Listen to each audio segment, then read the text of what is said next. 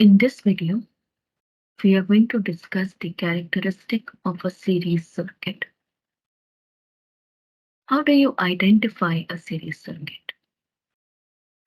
A series circuit is the one in which all the components of the circuit are connected in one single loop.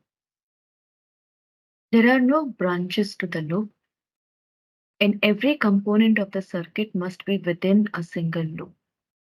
In a series circuit, the current can follow only one path. It will start from the positive terminal of the battery, go around the loop, and end on the negative terminal. This is the only path the current can take. Important features of the series circuit are the same current flows through each component of the circuit. So let's say my battery generates a current I. The same current I will flow through R1. The same current will go through R2, and the same current I will flow through R3. The magnitude of the current, the value of current will not change. The same current will flow through each component of the circuit. And you can calculate this current I by dividing the total battery voltage with the equivalent resistance, the total resistance of the circuit. Potential difference, on the other hand, is divided. The potential difference of the battery is divided at all of these resistors. So R1 will have a potential difference of V1, R2 will have a potential difference of V2, and R3 will have V3. And you can calculate this individual potential difference by multiplying the current in the circuit with that resistor. So if I want to find potential difference across R1, I will multiply current I with R1. If I want to find potential difference across R2, you multiply current I with R2. If you want to find potential difference across R3, you multiply current with R3. The total potential difference. The total potential difference will be the sum of V1 plus V2 plus V3. So when you add potential difference across each resistor, that should be equal to the total potential difference of your battery.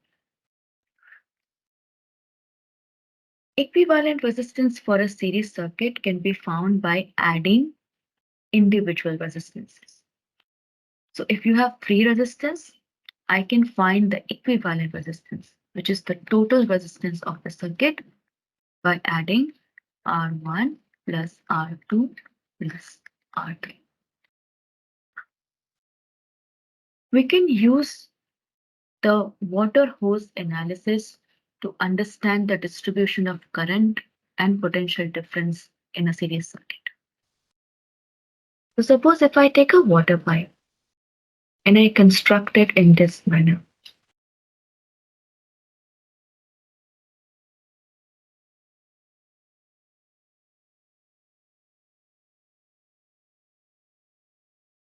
This is region A of the pipe, this is region B, and this is region.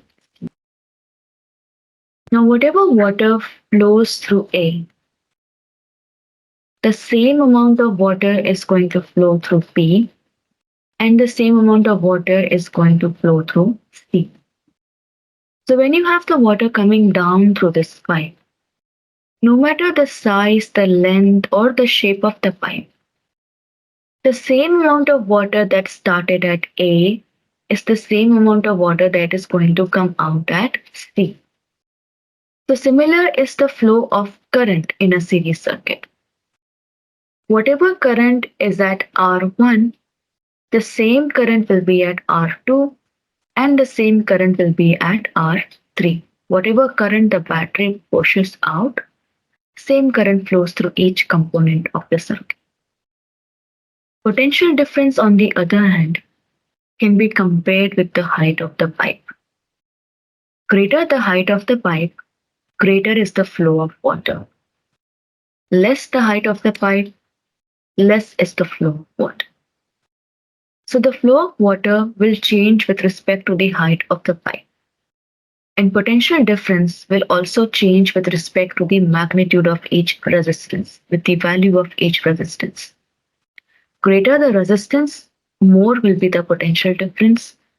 Smaller the resistance, less will be the potential difference.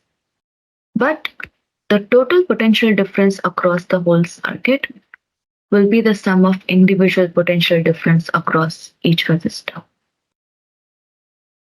Equivalent resistance in a series circuit is greater than any of the individual resistance. Since equivalent resistance is given as the sum of the individual resistances, its value must be greater than any of the resistor.